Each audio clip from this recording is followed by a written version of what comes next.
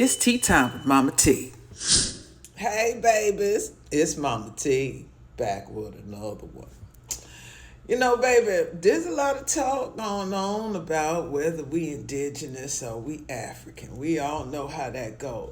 But this is something to delve into a little bit more, okay? Because if everything we know comes from the United States government, we know they ain't nothing but a bunch of damn lies.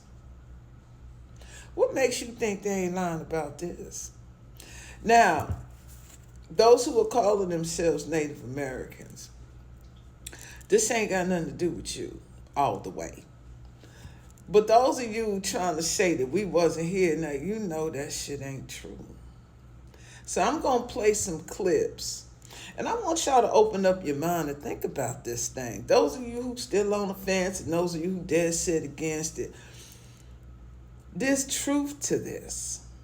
And if we're at an age where everything is being uncovered, why don't you think this will be uncovered too? And, oh yeah, there's one more thing. Let me tell you something. Put my coffee down for this. I ain't trying to spill this. This little boy come over here on my comment section on the 60-second clip mark. You gonna give me a whole diatribe about how I'm losing trustworthy and I'm looking this and I'm better than this and that. Who the hell you think you is coming in my house, being self-righteous and judgmental, telling me about myself over a 60-second clip? You ain't even watched the whole damn video. Let me tell you a little ass something. I'll invite you in my house. I'll let you even sit at my dinner table. Hell, you can sit on my couch. But don't you dare put your feet up on my coffee table. You think about that shit.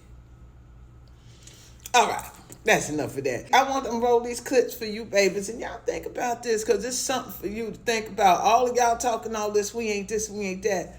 Listen to what these people have to say. And you come ahead and do your own research to find out what it is you might be missing. Okay? All right, y'all. MahMah Tea. Y'all be good. Bye, babies. As an Indian because of African descent, or am I this color because this is the color of my ancestors? Indian territory is tribes. Like, people be thinking Indians with the Pocahontas looking, that ain't how Indians look. They look like them people in New Orleans. And all of them had each other's names tattooed on them. Man. And this was when I was younger. I didn't understand it, but then when I started going to New Orleans, like, you know, on tour and shit. We tried. The way they are with each other, they love each other a different way than everybody else. We're going to talk about the black Indians I met that are still alive. No, go ahead. Let's talk about them. Go ahead. In New Orleans. Well, the truth to that lies with the anthropologists, if they tell the truth. Because as they dig into the grounds, they have found people and they know they look like I look. A few weeks ago, a guy was digging a pool in his backyard in the downtown area of New Orleans. You see, New Orleans was smaller one time, and this area was country. And they hit 6 feet down, they hit a casket. I said, what's the casket doing here? It was a cypress casket. Cypress wood. Now, you know, when you dig down more than a foot or two in New Orleans, you're going to hit water. Cypress is a tree that's grown in a swamp. It does not rot. The cypress casket has been good for a few hundred years. They found black Indians inside with black artifacts, Indian artifacts. Okay? They said, well, let's dig north instead of that right here. They went north to casket. South hit them, east hit them, west hit them. We found that there's a graveyard, an ancient graveyard that's almost a mile in north, south, east, and west, almost a mile apart, almost. And they found out that since when they weren't able to go any further laterally, like we dig graves, they started digging down, one on top of the other. And they have found so far 20,000 graves, black Indians. Wow. Okay? And this is about to hit. It hasn't hit. This happened a few weeks ago. You haven't heard on news yet, but it's going to hit the news because it's going to leak out. They're hushing it right now. Black Californians. I bet you y'all in there know that this superhero right here was actually inspired by this woman right here. For those of y'all that don't know, this is Queen Calafia, the mythical black Amazonian queen of ancient California. She commanded an army of black warrior women and a mythical creature called the Griffin. She was described as being black and beautiful, adorned with gold armor and gold weapons on a mythical island of ancient California outside of the terrestrial paradise of ancient Lemuria, which means the land of the blacks, just like California. Cali means black and Fornia means land. The state of California was named after Queen Calafia, and she's represented on their state seal, right, John? Queen Calafia is probably the same person as Queen Mu, the ancient queen of Lemuria, as they share a lot of similarities, including both of them are said to have left America and settled in North Africa. Queen Mu is said to be the creator of the Sphinx, and the reason why so-called Egyptian artifacts can be found in prehistoric America. Christopher Columbus also documented the black warrior women who were of Arawak descent living on the island of Martinique. These women could have also been the inspiration for the mythical Queen Calafia. So like I said in the beginning, this woman is based off of this woman. That's the gorilla in the room, plus ultra. I want the truth! You can't handle the truth! Taíno were one of the largest indigenous groups in the Caribbean. Haiti and the Dominican Republic, Cuba, Jamaica, Puerto Rico, the Bahamas, all of these islands and so many more belonged to the Taíno people. Unfortunately, Europeans came and they brutally enslaved, extorted, and murdered these native people. However, the Taíno are still with us today. Not just their culture and their language, but the Taíno people are still with us. A 1565 census showed that there were only 200 Taíno people living in Hispaniola, modern-day Haiti and the Dominican Republic. And so the Taíno were declared extinct. By 1802, there wasn't one single indigenous person on the census records. But the Taíno people weren't really extinct. Some natives survived because they ran off and they hid in the mountains. They formed vibrant communities there.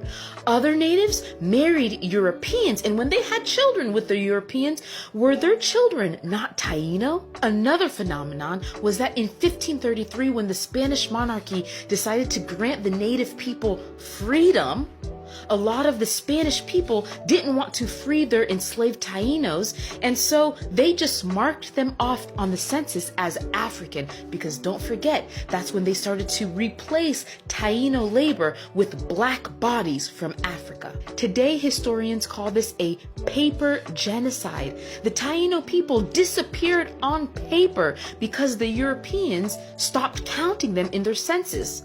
But the culture, the history, the identity of the Taíno people persisted. Today, many of the Taíno people are mixed with Spanish, African, and other cultural groups, but they are still fighting to have their ancestry recognized. In 2018, researchers compared the DNA from a 1,000-year-old tooth found in the Bahamas to the DNA of Puerto Ricans, and they found that 61% of Puerto Ricans carried the Native American mitochondrial DNA.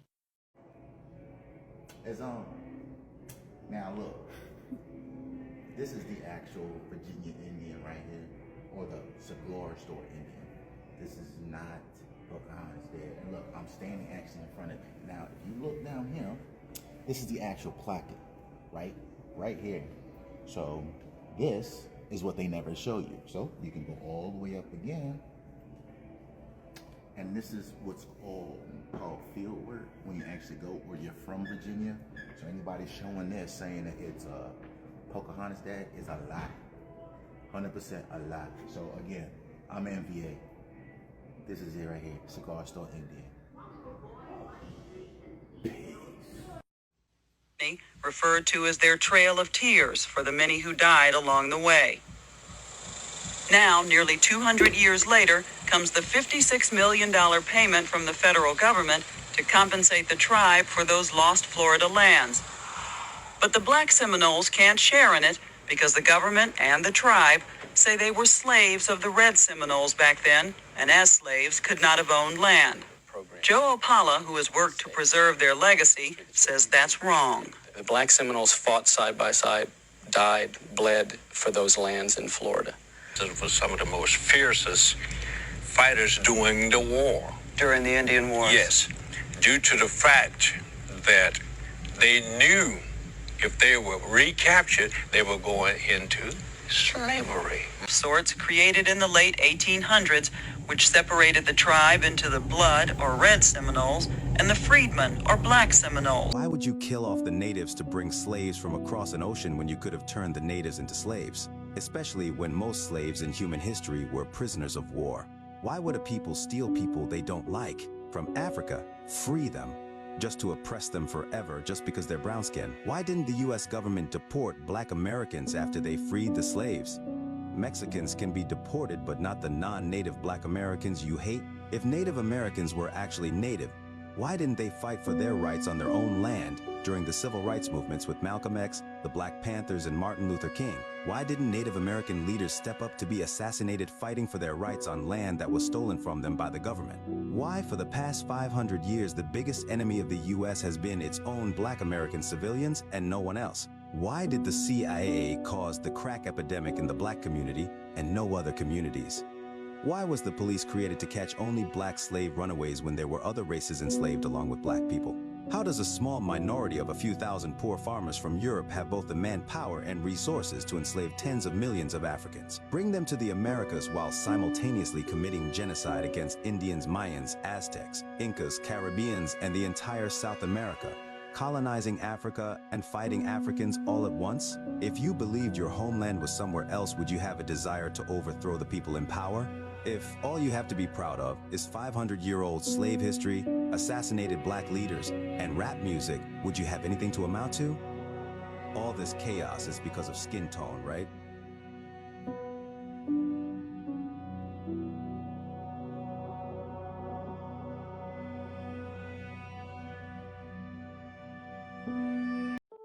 You plan on leaving the country? Nah, man, this is my country. I'm originally from here. You know what I'm saying? We indigenous to the Americas. I'm not from Africa, so I'm from America. My ancestors are from the Americas, so I don't have a home to go to. I'm at home right now. We are the indigenous tribes here in Americas. We got pyramids here. We got Sphinx here. You know, this is spiritual Kemet, what you call Egypt. So as far as I'm concerned, I'm at the crib. I'm never leaving. I go, you know, of course I travel. But hey, we here, we the Indians. We are the aboriginals and the indigenous to this land. I'm home. I'm at the crib. Straight up.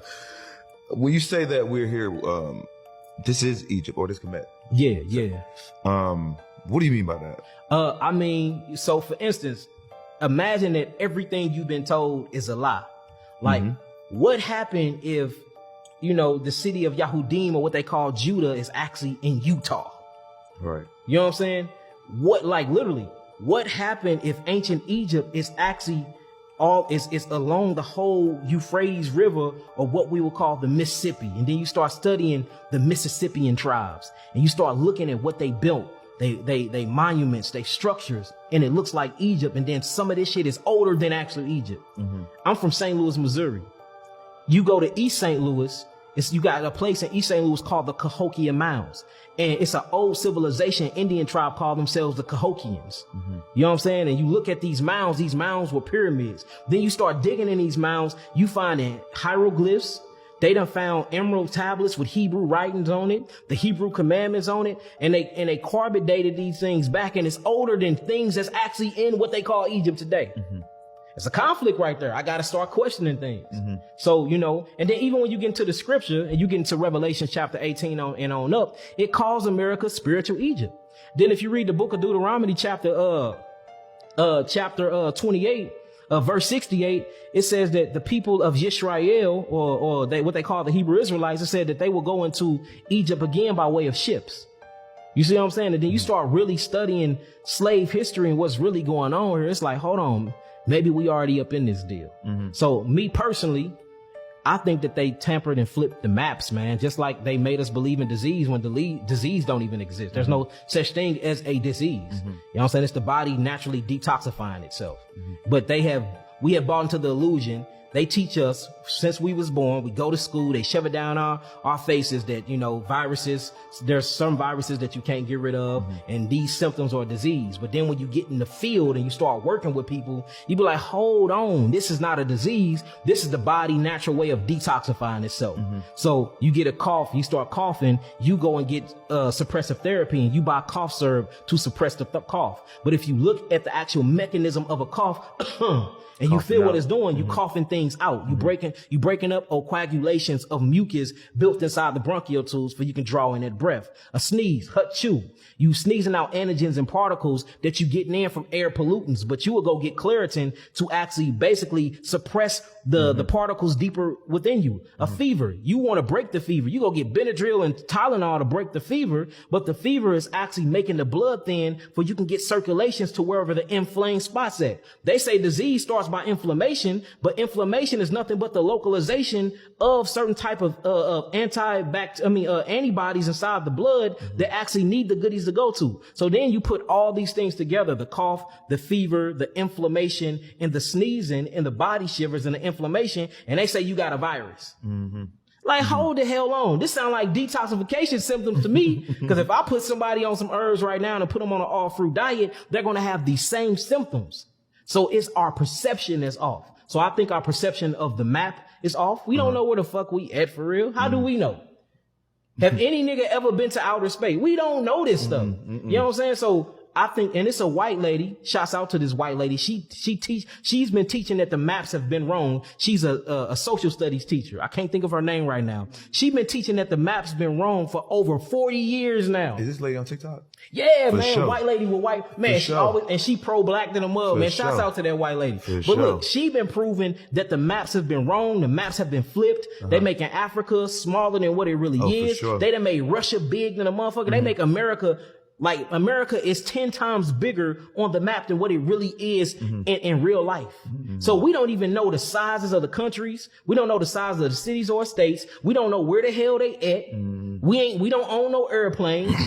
We don't own no astronaut vehicles. Satellites. You know what I'm saying? So we don't know, brother. So the only thing I can do is tell you about my experience. That's why I say I am not an educator. I am an experiencer. I experience, I put that shit to the test. I put my blood, sweat, and tears in it, and I do a repetitive clinical trial after clinical trial after clinical trial plus comparative studies. Then I draw my conclusion. And then I share with you what I experienced. I'm not an educator. I do not regurgitate what another man have told me, because usually it's from another man that got an agenda that's full of bullshit and lies.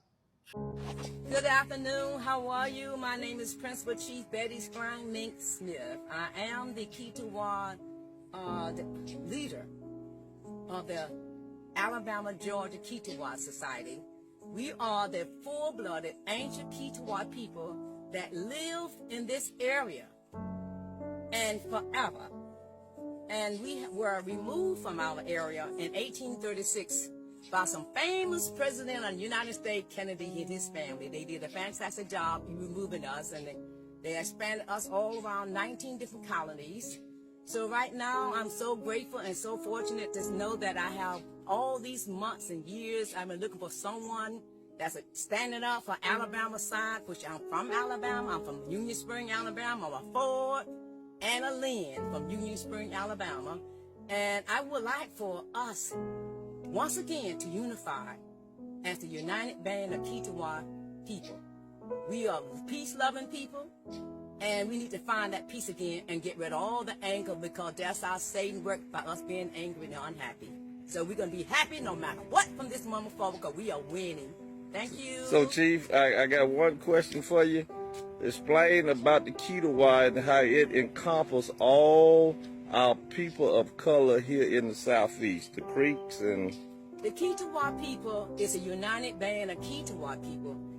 Way before the Christopher Columbus and the colonizers decided they were homeless and broke, they needed to take some new land. Our Kituwa people were already functioning as a Kituwa people before Christopher Columbus got lost and pretended he found us. But the Kituwa people are the original people that came out of in Asheville, North Carolina. We call Cherokee, North Carolina. They were the Eastern Band. They were the spiritual religious band of the Kituwa society, and their society came about as a result of the dissension that we had fighting amongst each other. So years ago, before the Mayflower, they had gone to the mountain. 3 of the chiefs went to the mountain, and they came back with the same message on 3 different occasions. We are the Kituwa people. That's what they heard the mountain god say. So they came back, and we were the Kituwa people. So what happened, we were the people that knew who we are, and we know that we know how to survive. So they pushed us all the way from Virginia, pretend that we were so fantastic. They did business with us until 1890, and they did business with some of us. So the Kituwa people were the free men. They gave us the illusion that we were free. So 5,000 of us were on the Henderson Road that were listed as another special road. They kept putting special situation for us and keeping us on, because we're keeping us all family, because we're spiritual. We can pray about these things. Long story short, the Kituwa people are the black, full-blooded Native American from Alabama, Georgia, North Carolina, South Carolina, all from Virginia. And we are the people, and we're about to claim our inheritance and our culture. Thank you so much. Thank you, Chief. That's it. Osio Taishu, Shadana Lai. I'm Jay Winter Nightwolf, the originator and host of the American Indians Truths. I'm here today with an old friend and brother, Minister Louis Farrakhan from the Nation of Islam. I'm honored to sit with you again. Thank you. It's my honor to sit with you and to be a part of your radio show. You know what, brother? If you were to walk into any mosque in America and you just laid your hands on the first person or the third person or the fifth person that you see, you realize that you're laying your hands on a Native American? I believe. There were only 8% of the slaves that came to America. So how is it that there are so many more people that they claim are black or African American? I think they got the numbers wrong, because a lot of Native Americans are the ones that they're counting as black folks too. Well, we're really one. Yeah. We're not going to let them count, this is Native American, this is black. Hell no. We are the original people of the earth. May I say this, my brother? I was up in Pine Ridge with Russell Means at the Sundance. One of my dearest friends. I took my wife and my son. My son knew how to go in the wilderness and build a tent where they stayed. I watched my wife. They put a blanket over her arm because she has Indian roots. And they danced. My wife had never danced. But there she was with the women. In the circle. In the circle of the Sioux Oglala Nation. And I watched my wife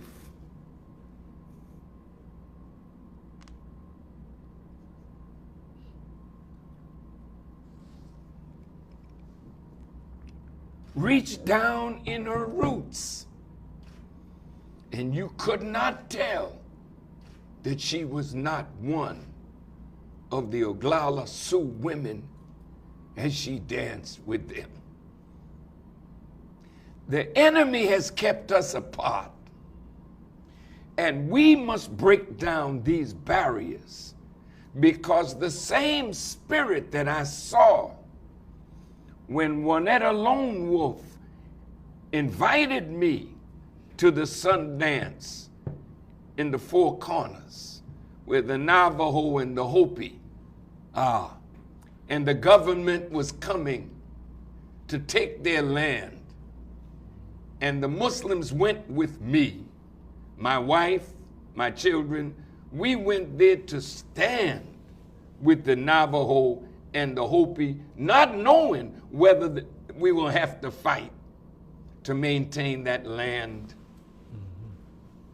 God blessed us. We didn't have to fight, but we went there to be with our brothers and sisters in a time of trouble.